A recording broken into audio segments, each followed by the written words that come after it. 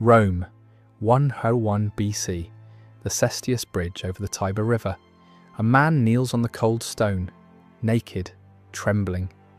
He has just murdered his mother. The executioners drag forward a leather sack, but it is not empty. Inside, writhing against each other, are a dog, a rooster, a monkey, and a viper, all alive. They beat the condemned man with blood-red rods until his back is a canvas of torn flesh. Then they force him into the sack with the animals. They sew it shut while he screams. The dog tears at his skin, the monkey claws at his eyes, the snake strikes again and again, injecting venom into his convulsing body, and while he drowns in agony, they hurl the sack into the river. Cicero himself explained the logic behind this punishment. Let him be denied sky, sun, water, and earth. Let he who killed the one who gave him life be deprived of all those things from which life itself derives. Each animal was chosen for its symbolism. The dog represented shamelessness, the rooster, arrogance, the monkey, malice, and the viper, the venomous hatred he harboured toward his own blood. His body would never be buried. His soul would never find peace. This was called poena culae, the punishment of the sack. And this is not fiction. It appears in the 12 Tables, Rome's oldest legal code, dating back to 450 BC. But the sack was only the beginning.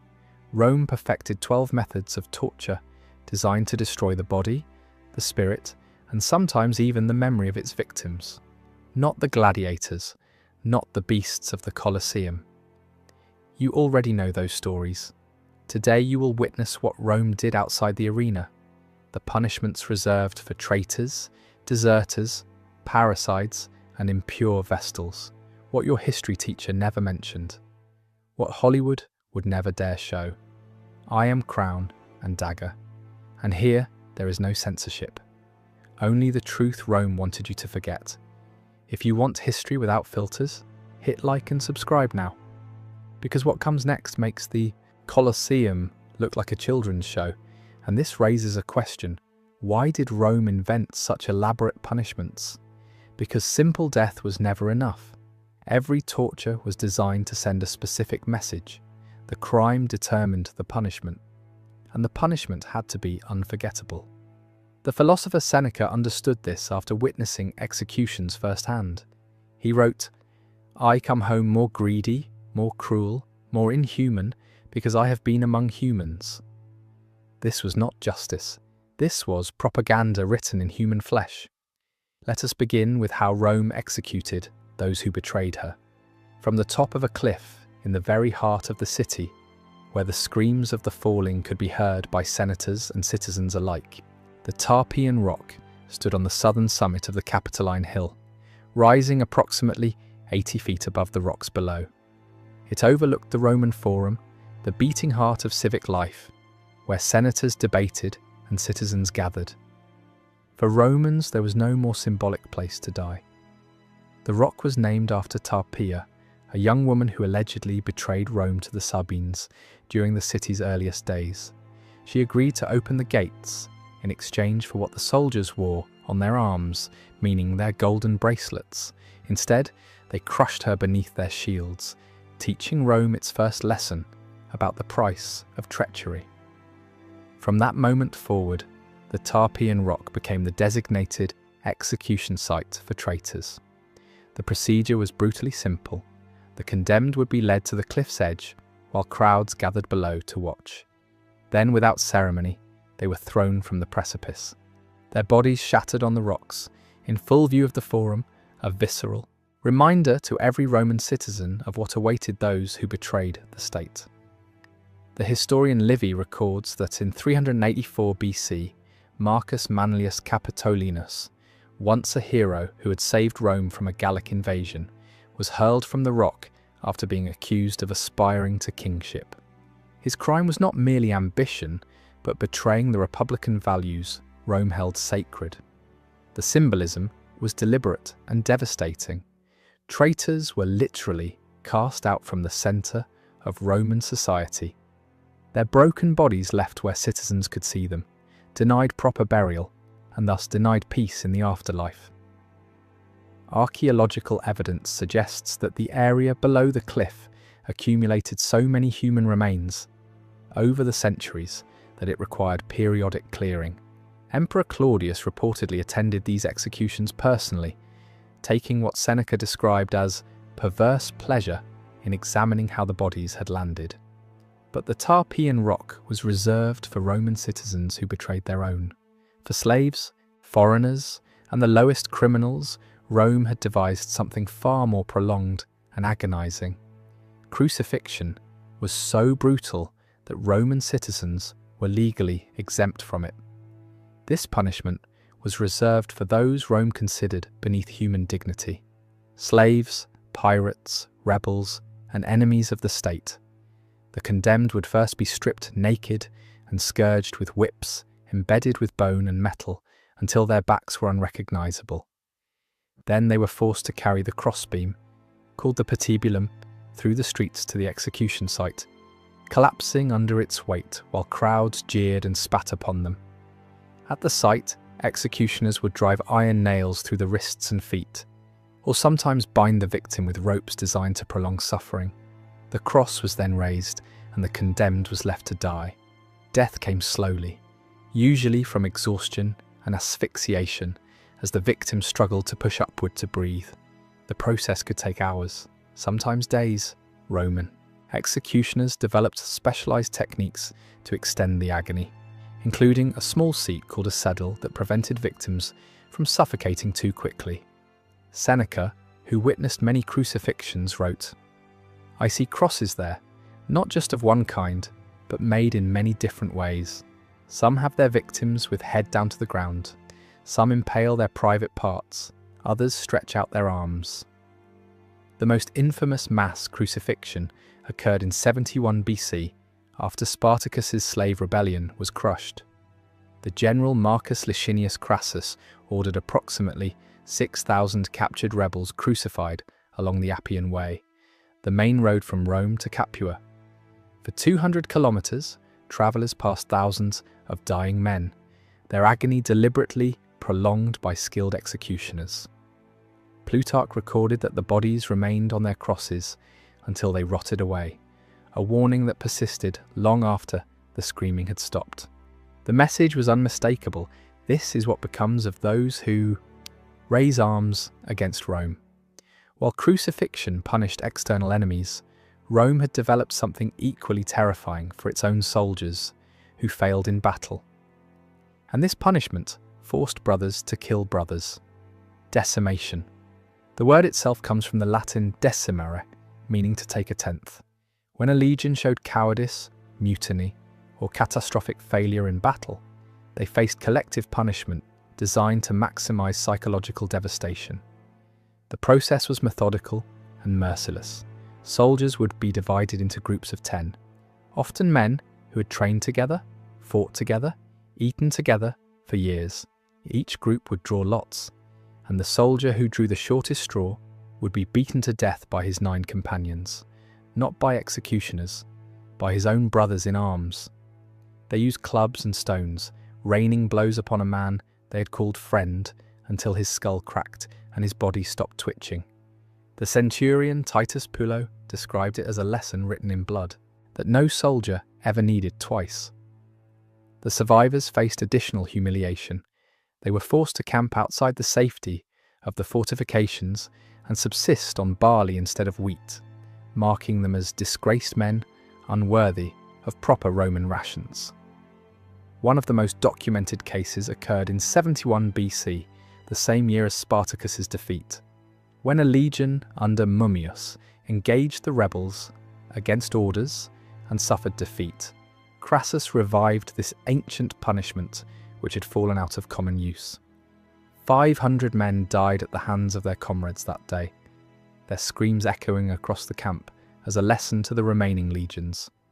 The military writer Frontinus noted that units which had been decimated often became Rome's fiercest fighters in subsequent battles, desperate to redeem themselves and eliminate the stigma of their punishment.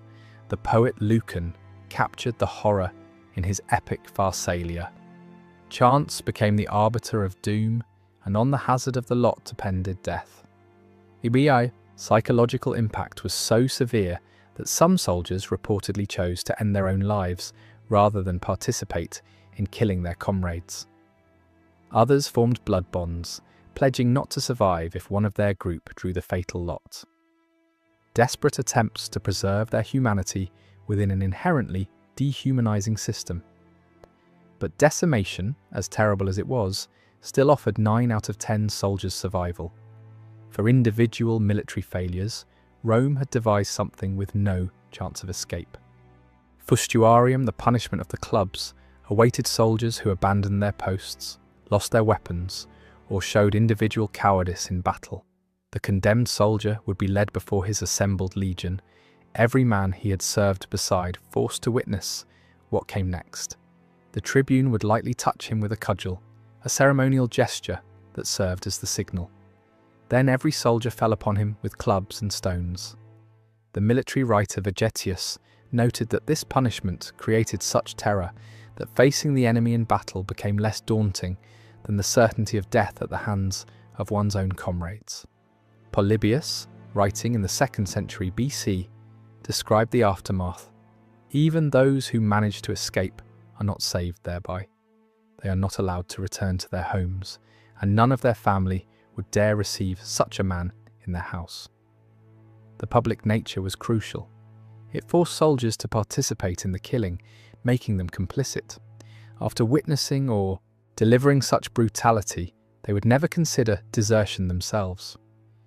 Pause for a moment and consider what we have covered so far. Traitors thrown from cliffs, rebels crucified by the thousands, soldiers beating their brothers to death in decimation, individual cowards clubbed by their legions in fustuarium. And we are only 4 methods in. Which of these punishments do you find most disturbing? The randomness of decimation, the prolonged agony of crucifixion, or the symbolic horror of the Tarpeian Rock? Drop your answer in the comments, because I want to know where you draw the line, and we have not even reached the arena yet. Damnatio ad bestias, condemnation to the beasts, transformed execution into spectacular entertainment. This punishment was reserved for slaves, prisoners of war, and the worst criminals, those Rome deemed unworthy of a dignified death. The Colosseum's underground network, called the Hypogeum, contained 32 animal pens and 80 vertical shafts. Trapdoors allowed beasts and condemned prisoners to appear magically in the arena, creating theatrical entrances that heightened audience excitement. These executions were often staged as mythological reenactments. A criminal might be dressed as Orpheus and sent into the arena with a lyre, promised that his music might soothe the wild beasts. For a brief moment, the animals would seem calm. Then a bear would be released and maul him to death, creating a grotesque parody of the original myth. The poet Martial witnessed such spectacles and praised them in verse. What was mere fable when performed on stage becomes reality in our arena. During Emperor Trajan's celebration of his Dacian victories in 107 AD, games lasted 123 days. 11,000 animals were killed alongside thousands of condemned criminals and prisoners of war. Lions were starved for days before being released, driving them into a frenzy. Bears were goaded with hot irons until they became mindless with rage.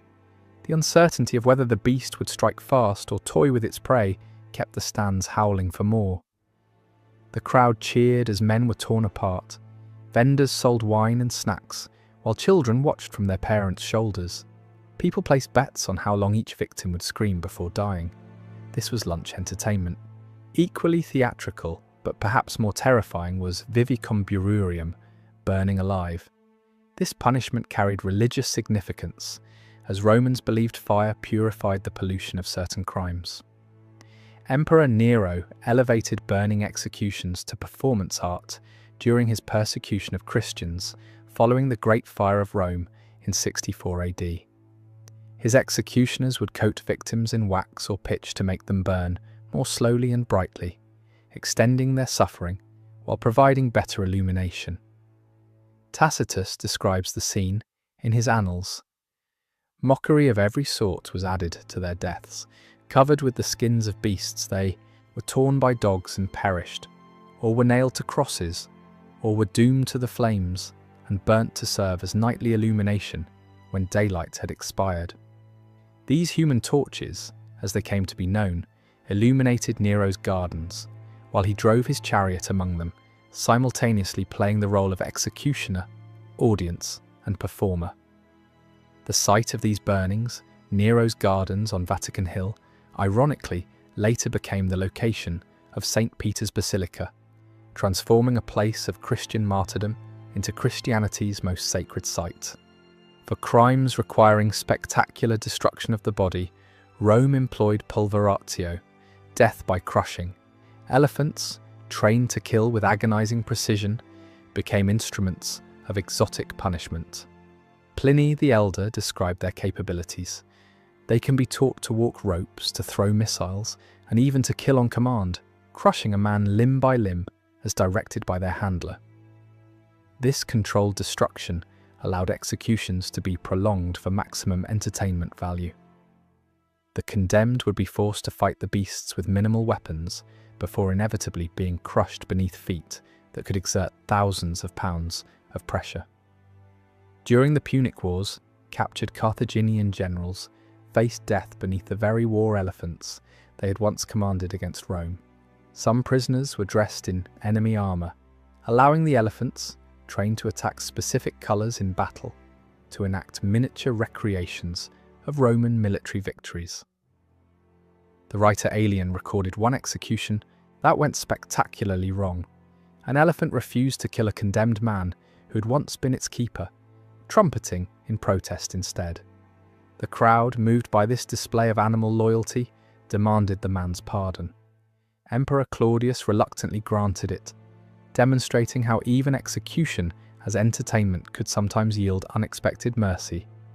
But for those Rome truly wanted to erase, physical death was insufficient. They needed to destroy something more fundamental: memory itself. Damnatio memoriae, condemnation of memory, struck at what Romans feared more than death: oblivion. When the Senate decreed this punishment, it ordered the systematic erasure of the condemned from history. Statues would be destroyed or recarved with new faces. Names were chiselled from inscriptions. Wills were invalidated. Even mentioning the person's name could become illegal. The poet Horace captured Roman obsession with legacy when he wrote "Non omnis moria," "I shall not wholly die," expressing hope that his works would survive him. Damnatio memoriae sought to extinguish precisely this hope. Emperor Domitian suffered this fate after his assassination in 96 AD. The Senate ordered his statues destroyed or reworked, his name scratched from public monuments, his coins melted down. Officials meticulously worked to remove all trace of his existence, as if he had never ruled Rome at all. Archaeological evidence of this erasure remains visible today. In the Roman Forum, inscriptions bearing Domitian's name show clear evidence of deliberate damage. The paradox is haunting. We know about these erased individuals precisely because the effort to remove them was so thorough that it became noteworthy. The conspicuous absence became a presence of its own. Now we return to where we began, but with the full horror revealed. Poena culae, the punishment of the sack, was reserved almost exclusively for parricides, those who murdered their parents or close relatives. For Romans, this crime represented the ultimate betrayal of pietas, the sacred duty owed to one's family and ancestors. The ritual had ancient origins in the 12 Tables, Rome's earliest legal code. The condemned would first be beaten with blood-coloured rods, then sewn into a leather sack alongside the 4 symbolic animals: the dog for shamelessness, the rooster for arrogance, the monkey for malice, and the viper for venomous hatred. This macabre ensemble would then be thrown into the Tiber River or the sea. The punishment denied the condemned contact with the fundamental elements of creation.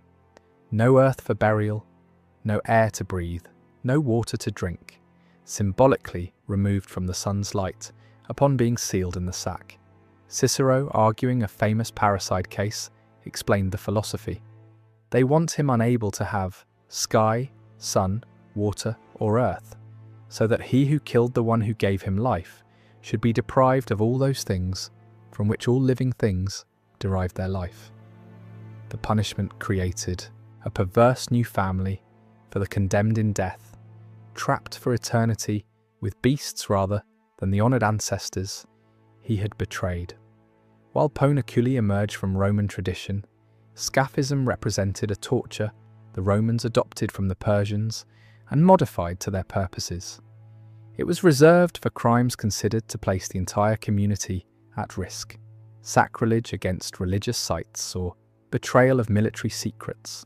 The condemned would be stripped naked and fastened between two boats or hollowed logs, with head, hands, and feet protruding. They would be force-fed milk and honey until developing severe diarrhea. Then their exposed skin would be coated with honey to attract insects. Left floating on a stagnant pond, unable to move, covered in their own excrement, the condemned would be slowly consumed by insects while still alive. Death could take weeks. The Roman historian Plutarch described the execution of a soldier named Mithridates by this method, noting he survived an astonishing 17 days before death finally claimed him. The mere threat of scaphism was often enough. When Emperor Aurelian captured Queen Zenobia of Palmyra after her rebellion in 270 AD, he threatened her with this fate. The normally defiant queen immediately submitted to Roman authority, choosing comfortable exile over such horror. Fire has always held dual symbolism as both purifier and destroyer. Romans employed this duality in mors per ignem lentum, death by slow fire. Unlike simple burning at the stake, which could be mercifully quick, this punishment deliberately prolonged suffering through careful temperature control. The condemned might be placed in a bronze bull, suspended over low flames, gradually roasted on a metal grid, or partially immersed in boiling oil. In the Roman colony of Lugdunum, modern Lyon, in 127 AD, the Christian martyr Blandina was roasted on an iron chair over carefully controlled flames as part of public games. Witnesses recorded that she remained conscious and speaking throughout much of the ordeal. The jurist Ulpian classified death by fire as summa supplicia, the ultimate punishment, and recommended it particularly for arsonists, poisoners, and practitioners of magic. Perhaps most psychologically terrifying was the punishment reserved for Vestal virgins who broke their vows. Live burial. The procedure was elaborate and deeply symbolic. The condemned priestess would be dressed in funeral attire and transported in a covered litter to the Campus Sceleratus, the field of transgression, near the Colline Gate. There she would be placed in a small underground chamber, provisioned with minimal food, water, a lamp, and a bed. The provisions served an important legal fiction. Technically, Rome was not executing the Vestal, but creating conditions where she would die naturally, thereby avoiding divine pollution from directly harming a consecrated priestess. Once sealed in this chamber, the Vestal was left to choose between ending her own life quickly or enduring slow death by starvation in absolute darkness. The most famous victim was the chief Vestal Cornelia, condemned by Emperor Domitian in 91 AD despite her protestations of innocence. As she was led to her living tomb, Pliny the Younger records she maintained perfect dignity even when her dress caught on the ladder leading down to the chamber. When the executioner offered his hand, she recoiled as if from pollution, preserving her purity even in her final moments. She continued calling upon the gods, saying nothing more frequently than, "Caesar thinks I am unchaste, I who have performed sacred rites while he triumphed and ruled." Archaeological excavations near the Colline Gate have uncovered small chambers consistent with historical descriptions, some containing remains of female skeletons alongside oil lamps and deteriorated food vessels. We have now witnessed 12 methods Rome perfected to punish, terrorize, and control. Traitors thrown from cliffs, rebels crucified by thousands along Roman roads, soldiers beating their brothers to death in decimation, individual cowards clubbed by their legions in fustuarium, criminals torn apart by beasts for entertainment, heretics burned as human torches, enemies crushed beneath elephant feet, memories erased from history itself, parasites sewn into sacks with venomous animals, spies devoured alive by insects over weeks, victims roasted slowly over controlled flames, and sacred priestesses buried alive in darkness. Seneca the Younger once observed, "He who has made the infliction of punishment, his trade strives to find pleasure not in having punished, but in punishing." Perhaps in this reflection lies Rome's darkest truth, that these elaborate penalties serve purposes beyond justice. Today, the Colosseum stands as a monument to human engineering. Tourists photograph its arches and marvel at its scale. They buy souvenirs and pose for pictures where 50,000 once screamed for blood. But walk through its tunnels at dusk, and you might hear echoes, iron gates creaking open, beasts roaring in their cages, the shuffle of condemned feet on sand already stained brown from previous spectacles. 50,000 voices rising as one while someone dies for their entertainment. The stone is easy to admire. Harder is remembering its purpose. A yearned cruelty rehearsed until it felt normal. Rome's punishments were not about blood. They were about control, shaping how citizens thought, feared, and obeyed. Every execution, every torture, every erasure served one end: to make power look eternal. That is the warning carved into the ruins. A civilization that glorifies violence eventually crumbles beneath its own applause. This is the story history books rarely tell, the real machinery of terror behind absolute power. If you believe truth should be told without censorship, subscribe to Crown and Dagger. I am Crown and Dagger. And this is what really happened. But Rome was not the only empire that perfected the art of human suffering. There is another civilization whose punishments made even Romans look merciful. Want me to tell that story? Let me know in the comments. And if you made it this far, drop a like so I know stories like this interest you. See you in the next historical nightmare.